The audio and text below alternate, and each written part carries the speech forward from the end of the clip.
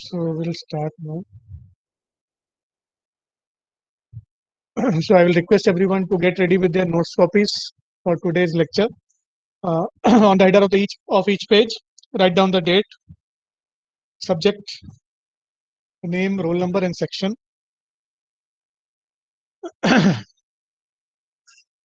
So in the last class, we were discussing about new and delete operators. Let's see in examples related to new and delete operators and how it works. Today we'll study about constant member functions. So member functions which are declared as constants. So why do we need member functions which are declared as constants? We need them so that inside that member function, if we don't want that particular member function to modify the data members of the class. So ऐसा कभी situation आ सकता है जहाँ पे we want that a particular member function should only display the data member and should not be able to modify the data member. जैसे कोई function आपने बनाया view data, so view data should be able to only display the value of the data members, but it should not have the right to modify the value of the data members. So इस type के हमको functions कभी कभी बनाने पड़ते हैं which have some limited access to the data. Rights जो होते हैं वो limited हम देना चाहते हैं. जैसे अभी एग्जांपल मैंने बताया, जैसे व्यू डेटा. अब जैसे मॉडिफाइड डेटा करके एक फंक्शन बना रहे हैं तो उसको तो फुल राइट देना पड़ेगा to modify the data, to view the data. But ऐसा भी फंक्शन हम बना सकते हैं that is only meant for viewing the data, not to modify the data. So accidentally anybody should not be able to modify the data using that particular member function. So that kind of a member function is known as const member function. ठीक. So const member function का syntax कैसे होगा? member function जैसे बनाते हैं वैसे ही बनाएंगे, लेकिन लास्ट में const कीवर्ड को यूज करेंगे. So look at the syntax: return type member function input argument list const. So const member functions जो है वो उसको डिक्लेयर करते वक्त const कीवर्ड का use after the declaration of the member function you have to put the const keyword. ठीक. अच्छा, अब यहाँ पे एक इंपॉर्टेंट पॉइंट है, if data members are declared then it is mandatory to create a constructor if a const object of the class is created. अब const करके एक ऑब्जेक्ट भी क्रिएट कर सकते हैं. अभी हम कांस्टेंट मेंबर फंक्शंस के बारे में जान रहे हैं, कॉन्स्ट ऑब्जेक्ट्स के बारे में बाद में देख लेंगे. ठीक. सो जब कॉन्स्ट ऑब्जेक्ट्स यूज करते हैं तब बिना कंस्ट्रक्टर के यूज नहीं कर पाएंगे. अभी हम लोग कॉन्स्ट मेंबर फंक्शन के बारे में डिस्कस कर रहे हैं. So just observe the example here. यहाँ पे क्लास ए के अंदर में int A is a data member, instance data member, and public f1 is a const member function. It is a const member function, and where if you want to change the value of the instance data member a के value को मुझे modify करना है, अगर 100 बनाना है तो मैं इस फंक्शन के अंदर से नहीं कर सकता हूं. It will generate an error. ठीक है.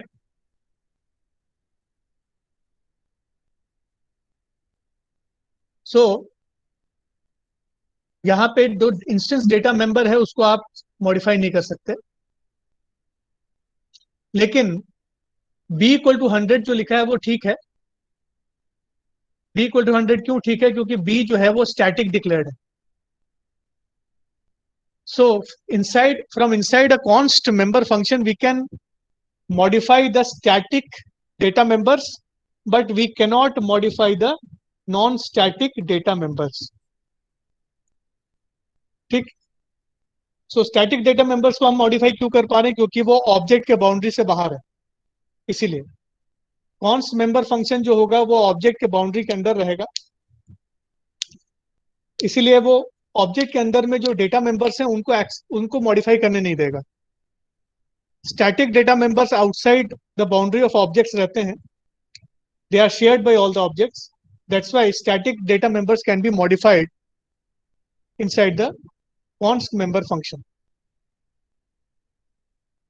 ठीक, so let us see a very simple example. अभी ये एग्जांपल को ये थोड़ा सा मॉडिफाई करना पड़ेगा एग्जांपल को. I will just start the coding screen, that will be better.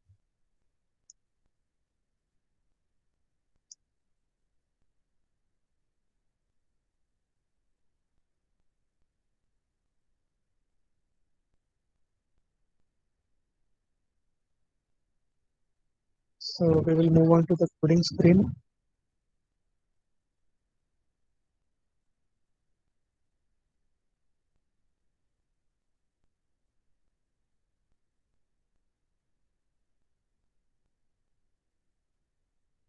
Okay. So all of us are able to see the coding screen. Yes, sir. Thank you. So we'll start with a very simple program. Hash include iostream.h. Hash include io.h. Class A. We are creating class A, inside which we have a data member int. Say d1 is a data member. ये data member जो है वो instance data member है. We have already discuss instance data member क्या होता है. एक static data member बनाते हैं int d2. So it is a class data member. So there is a difference between static and non-static. We have already discussed about the difference. So void fill एक function बनाया and inside that हम क्या कर रहे हैं, d1 के value को n से असाइन कर रहे हैं. तो we are modifying the value of the data member, instance data member. Instance data member को मॉडिफाई कर रहे हैं. So we are actually what we are doing here is we are modifying the instance data member. Modifying the instance data member. ठीक, अब एक function बनाना है show. So logically क्या है कि show function should not be able to modify it, it should be only able to view it. So यहाँ पे हम कोड लिखते हैं cout backslash n d1 equal to d1 and backslash n d2 equal to d2. So we will observe the value of d1 and d2.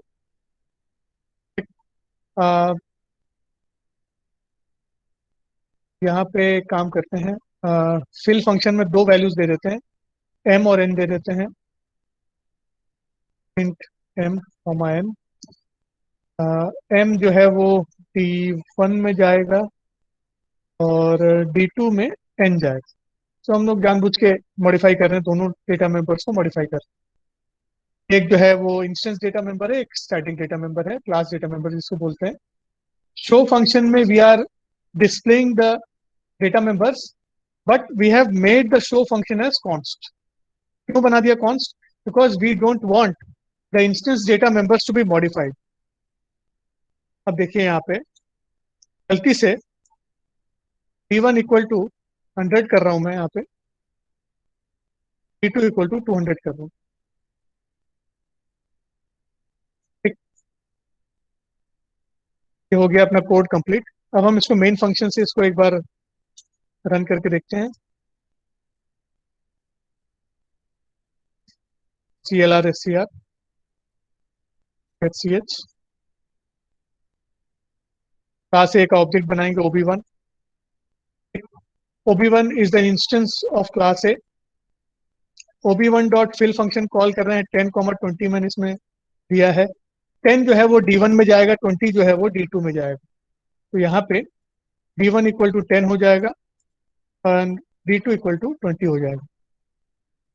ठीक है, अब next जो है हम OB1 यूज करके शो फंक्शन कॉल कर रहे हैं। ठीक, सो OB1 यूज करके फिल फंक्शन कॉल किया, 10, 20 पास ऑन किया इनपुट आर्गुमेंट्स में। तो 10 will be stored inside D1 instance data member, 20 will be stored inside D2। ठीक, अच्छा इस अभी जो अपन ने कोड लिखा है, इस कोड में अभी भी कोड थोड़ा सा इनकम्प्लीट है। कोई बता पाएगा कि यहाँ पे कुछ इनकम्प्लीटनेस जो है वो कैसे पूरा किया जाए? कोई आइडेंटिफाई कर पा रहा है क्या? इनकम्प्लीट है अभी भी ये कोड। सर शो वाले फंक्शन में आर्ग्यूमेंट देना होगा क्या? नहीं नहीं, शो तो सिर्फ शो कर देगा ना, D1 D2 का वैल्यू शो करेगा बस, आर्गुमेंट देने की क्या जरूरत है? Okay sir. चेंज तो नहीं कर रहा है ना अपन। शो फंक्शन का मतलब ये है टू डिस्प्ले, है ना, मॉडिफाई तो नहीं करेंगे, तो आर्गुमेंट देने की जरूरत नहीं है। और कुछ इसमें है जो इस प्रोग्राम को इनकम्प्लीट बना रहा है? कोई ऑब्जर्व कर पा रहा है क्या? मुझे बताएगा क्या? अगर आपने जो भी मैंने कोड आप लोग को बताया है लास्ट क्लासेस में, अगर उसको आपने किया होगा तो आप तुरंत बता पाएंगे। सर हाँ, स्टैटिक मेंबर को इनिशियलाइज नहीं किए हैं। करेक्ट करेक्ट करेक्ट, एकदम करेक्ट। तो स्टैटिक मेंबर को इनिशियलाइज करना जरूरी है। तो D2 इक्वल टू 0 से 0 इसको कर देता हूँ मैं initialise. So now the static member is initialized to 0. Due to fill function, the static D1 D2 दोनों जो है 10 20 बन जाएंगे। शो फंक्शन में T1 D2 का वैल्यू शो होगा, लेकिन मॉडिफाई भी हो रहा है। लेट अस सी ये मॉडिफाई करने देगा कि नहीं देगा।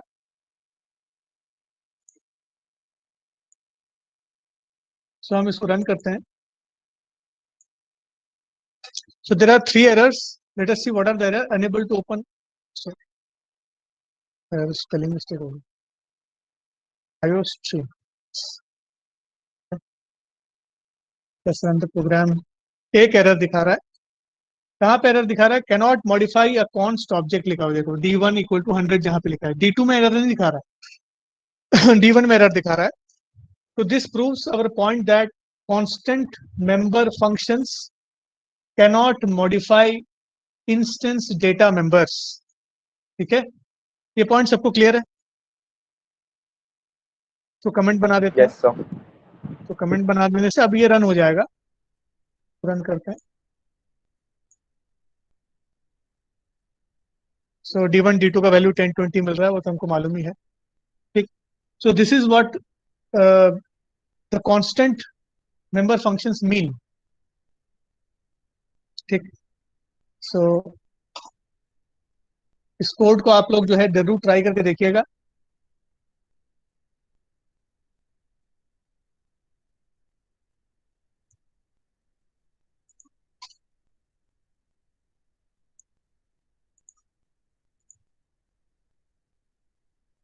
अभी मैं स्लाइड शो को रिज्यूम करता हूँ।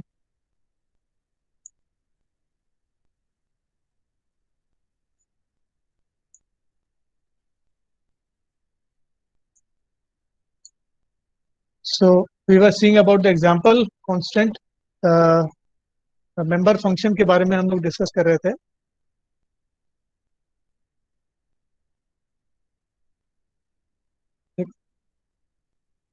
So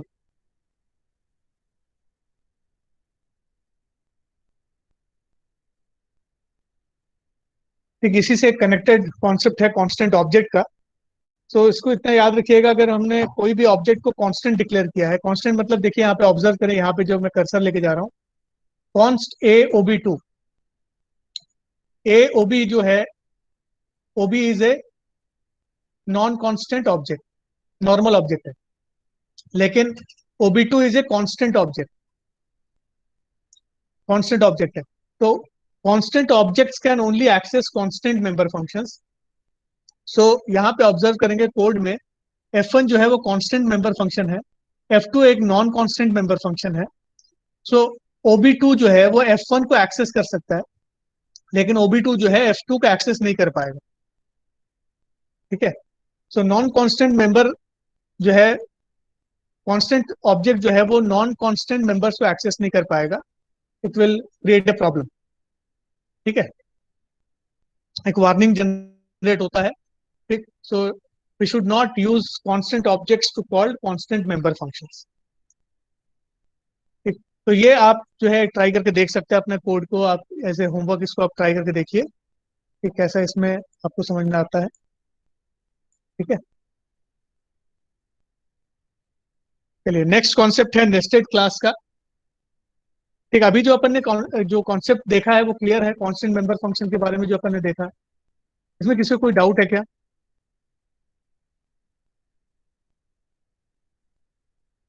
any doubts?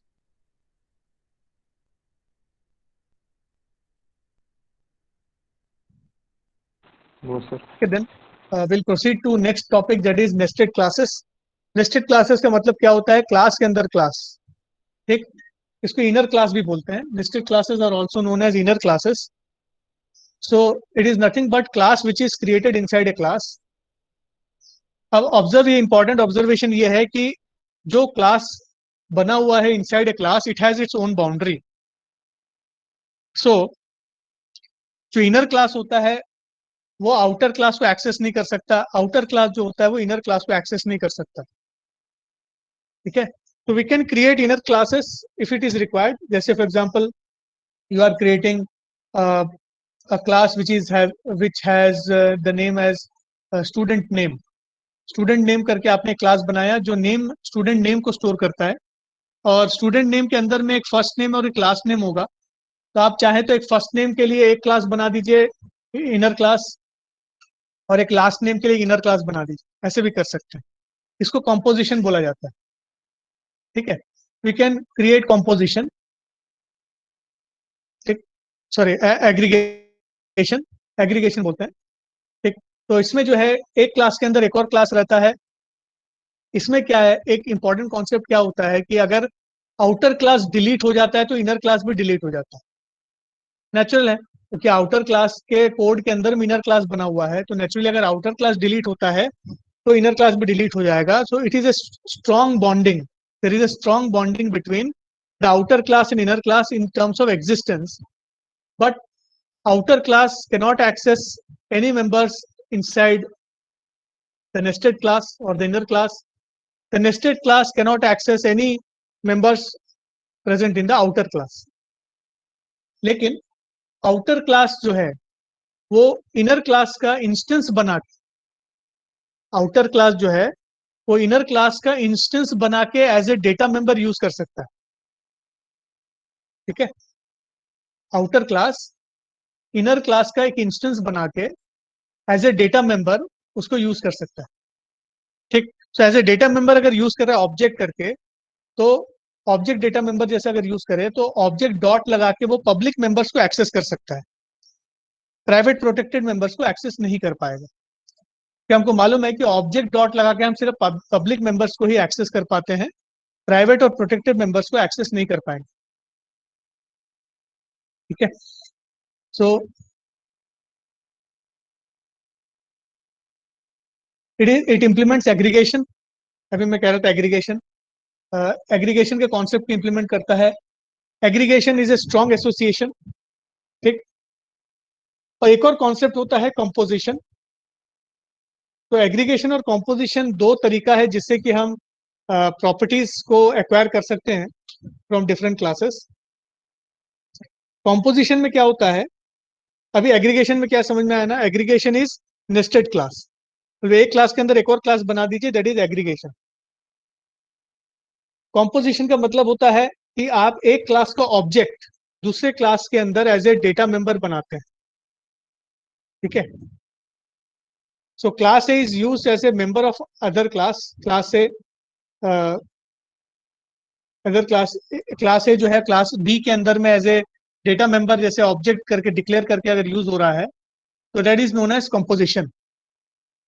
ठीक, उसको हैज ए रिलेशन भी बोलते हैं। ठीक, so composition is a weak association. अभी मैं उसके बारे में बता रहा हूँ, वो एग्जाम्पल के थ्रू मैं आपको बताता हूँ। ठीक है, एग्रीगेशन कंपोजिशन दोनों हम देखेंगे। अभी मैं पॉइंट्स को आप एक काम करिए, पॉइंट्स को आप चाहे तो स्क्रीनशॉट लेके रख लीजिए। ठीक है, मैं इसको डिटेल में और समझाऊंगा, कोडिंग के थ्रू समझा रहा हूँ। ठीक है, इसका स्क्रीनशॉट लेके रख लीजिए।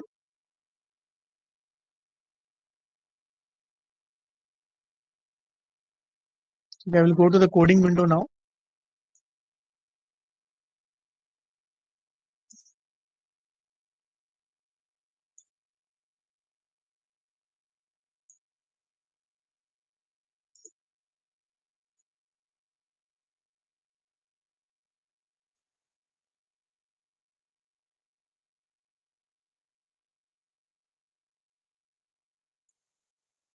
हम लोग कोडिंग विंडो में जा रहे हैं। चलिए, सबको कोडिंग विंडो दिख रहा है ना?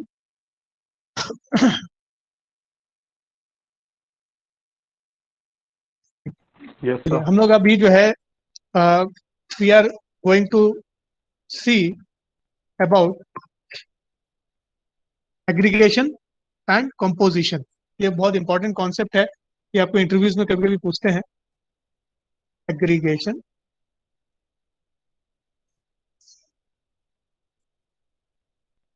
And composition. एक एग्रीगेशन और कंपोजिशन हम बात देख रहे हैं। देखिए, आप बहुत सिंपल सा एग्जांपल बता रहा हूँ। I will modify the example so that बहुत आसान बन जाए देखने में। एक क्लास ए बना रहे हैं और एक क्लास बी बनाएंगे।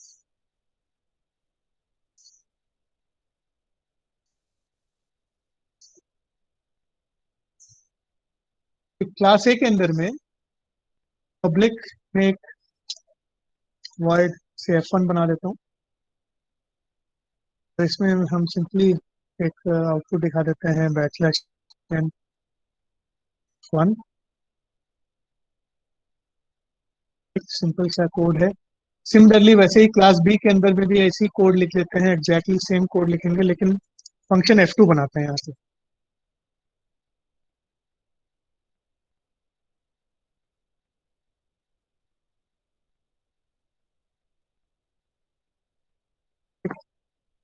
तो अ, एक हेलो। हाँ बेटा, मेरा मेरा क्लास चल रहा है, थोड़ी देर में।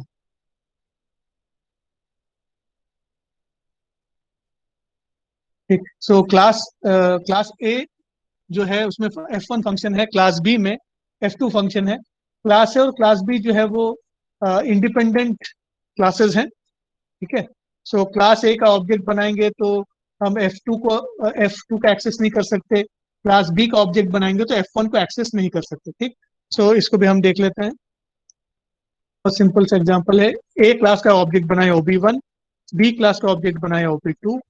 OB1 डॉट F1 कॉल कर सकते हैं, OB1 डॉट F2 कॉल नहीं कर सकते। ठीक है, और OB2 डॉट F1 कॉल नहीं कर सकते, OB2 डॉट F2 कॉल कर सकते हैं। ठीक है, सो कैनॉट बी डन। ठीक, और इस कैनॉट बी डन। ये कोड सबको समझ में आ रहा है? इसमें किसी को कोई डाउट है क्या? Any doubts related to the code अभी जो मैंने बताया आपको? बहुत सिंपल सा कोड नो सर।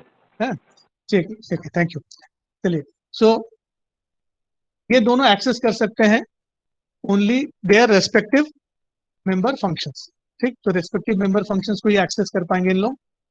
अगर हम इसको रन करते हैं तो ये नॉर्मली चलेगा। एरर आ गया, कहाँ गया?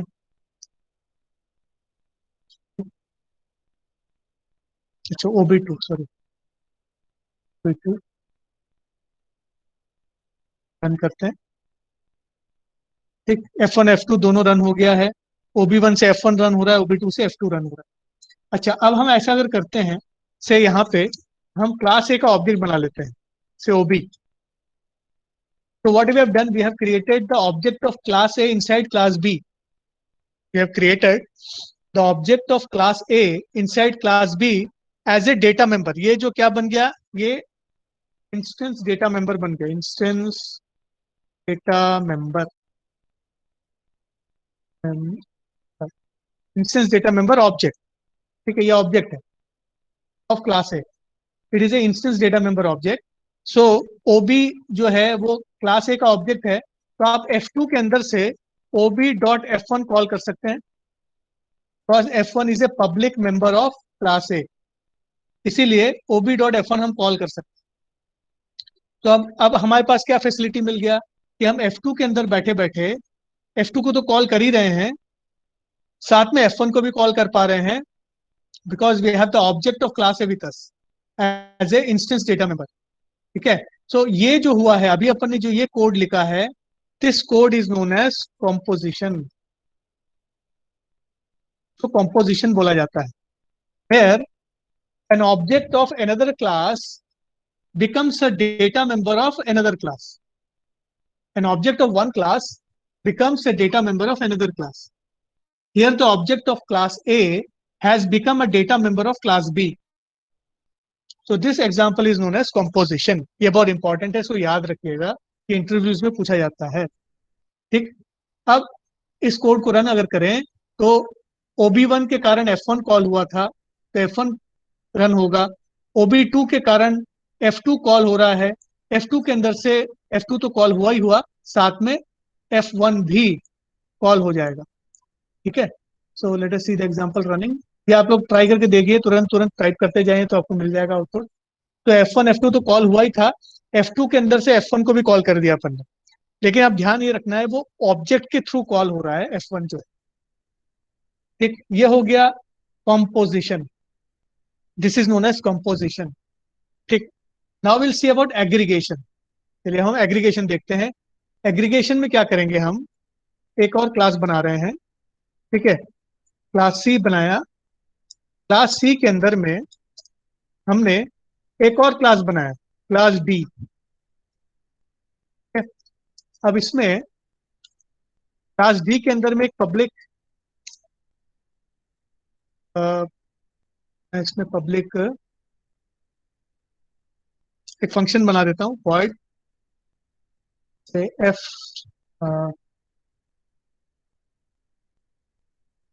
f कितना हो गया, F3 बना देते हैं इसको.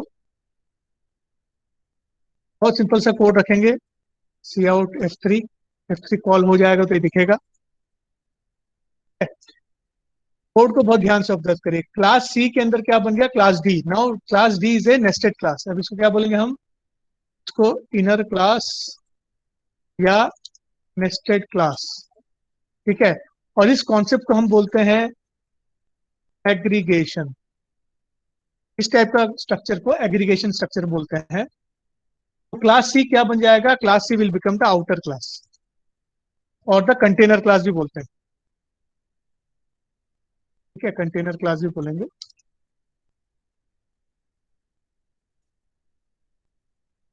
तो class C now has been qualified as outer class or container class because it is containing class D as inner class or nested class.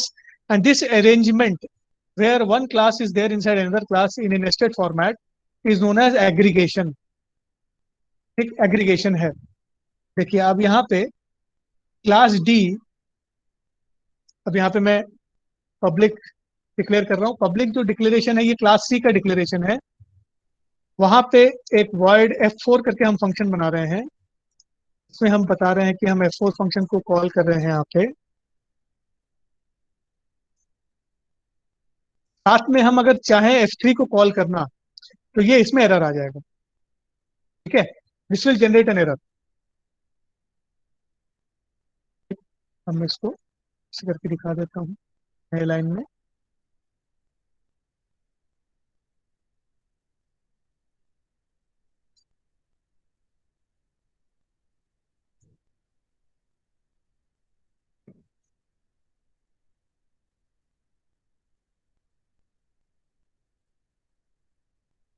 सो यहाँ पे जहाँ पे कर्सर ब्लिंक हो रहा है F3, हम F3 को कॉल नहीं कर सकते. F3 को कॉल नहीं कर सकते because F3 is inside class D. आप जो है आउटर क्लास इनर क्लास से कोई भी मेंबर को एक्सेस नहीं कर सकता, इनर क्लास आउटर क्लास से किसी भी मेंबर को एक्सेस नहीं कर सकता. यहाँ पे अगर हम ऐसे लिखते हैं, से यहाँ पे एक और अगर फंक्शन बना दूं, void fn करके एक फंक्शन बना देते हैं. यहाँ पे अगर मैं F4 को कॉल करने का कोशिश करूँ तो गलत हो जाएगा।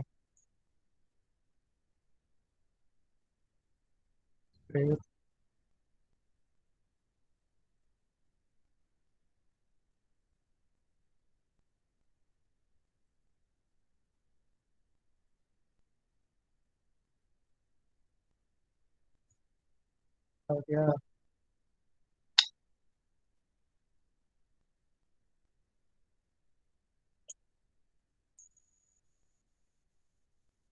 मेरा विंडो है तो हैंग हो गया।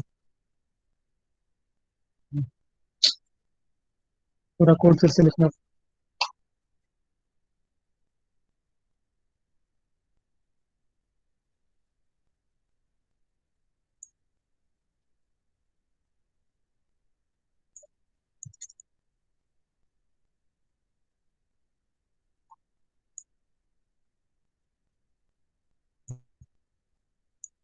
एक सेकंड, हाँ, मेरा कोड विंडो हैंग हो गया।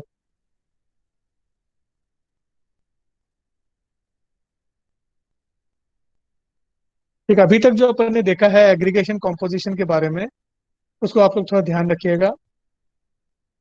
I have to rewrite the code again.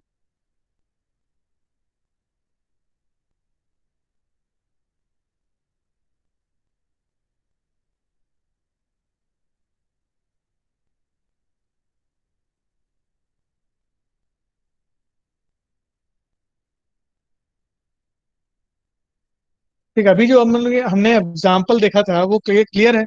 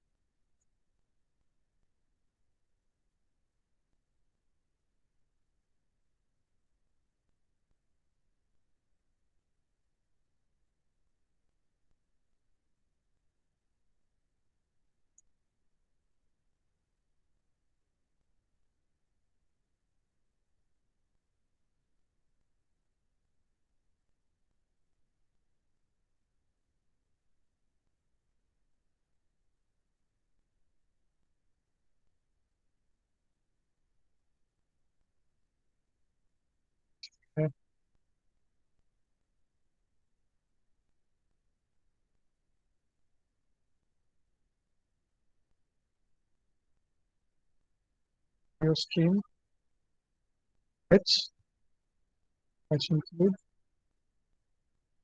Dot H. एक में जो है I will directly move on to, अभी हम लोग ने एग्रीगेशन सॉरी कंपोजिशन देख लिया था, हम एग्रीगेशन देख रहे हैं। एग्रीगेशन का एग्जांपल देख रहे हैं, class A inside which we have class B. So here class B is the nested class या inner class, and class A is the outer class या कंटेनर क्लास भी बोल सकते हैं। ठीक, क्लास ए के अंदर से क्लास बी के किसी भी मेंबर को एक्सेस नहीं कर सकते, क्लास बी के अंदर से क्लास ए के किसी भी मेंबर को एक्सेस नहीं कर सकते। तो पब्लिक F1 फंक्शन बना रहा हूँ, सी आउट सर स्क्रीन नहीं दिख रही। Screen.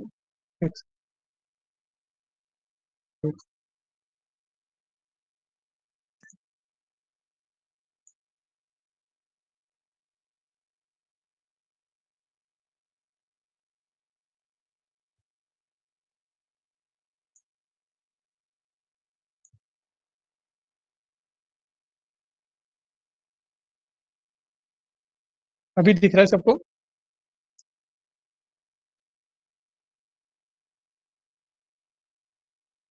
Yes sir. So this is the code. जैसे F1 फंक्शन हमने जो है क्लास ए बी के अंदर बनाया, और क्लास ए के अंदर में हम पब्लिक मेंबर बना रहे हैं, public F2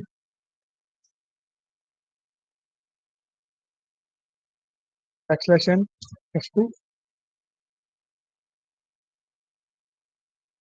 double quotes complete semicolon, curly brackets closed,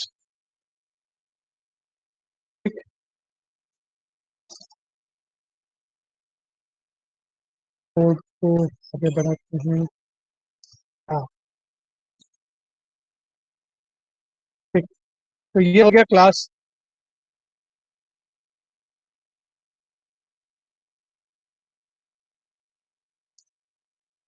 ठीक। तो अभी हम क्लास ए के अंदर क्लास बी बना चुके हैं, इसको हम बोलते हैं नेस्टेड क्लासेस। नेस्टेड क्लासेस का एक बहुत इंपॉर्टेंट प्रॉपर्टी क्या है कि आप, जैसे यहाँ पे अगर मैं ऐसे लिखूं F1, तो ये गलत स्टेटमेंट हो जाएगा। और इसके अंदर मैं अगर लिख दूं F2, तो ये गलत स्टेटमेंट हो जाएगा। सो F2 cannot be accessed from class B, that is inner class, and F1 cannot be accessed from class A। ठीक है, दोनों का स्कोप अलग अलग है, दोनों का एग्जिस्टेंस अलग अलग है। लेकिन हम ये चीज कैसे कर सकते हैं, अगर हम क्लास बी का एक ऑब्जेक्ट बना लेते हैं, जहाँ पे देखिए मैंने ऑब्जेक्ट बना दिया। क्लास बी के डिक्लेरेशन के समय लास्ट में एक ऑब्जेक्ट OB1 मैंने डिक्लेयर कर दिया। अब मैं चाहूँ तो OB1.F1 कॉल कर सकता हूँ। ठीक है, OB1.F1 हम कॉल कर सकते हैं, लेकिन अभी भी F2 हम कॉल नहीं कर सकते। ठीक, so this will create an error. अगर F2 को कॉल करने का कोशिश करेंगे तो एरर आएगा। So this is how the inner classes work. This is known as aggregation. अभी जो एग्जांपल अपन ने देखा है, ये सबको क्लियर है? इसको किसी को डाउट है कि इसमें अभी any questions to be asked here?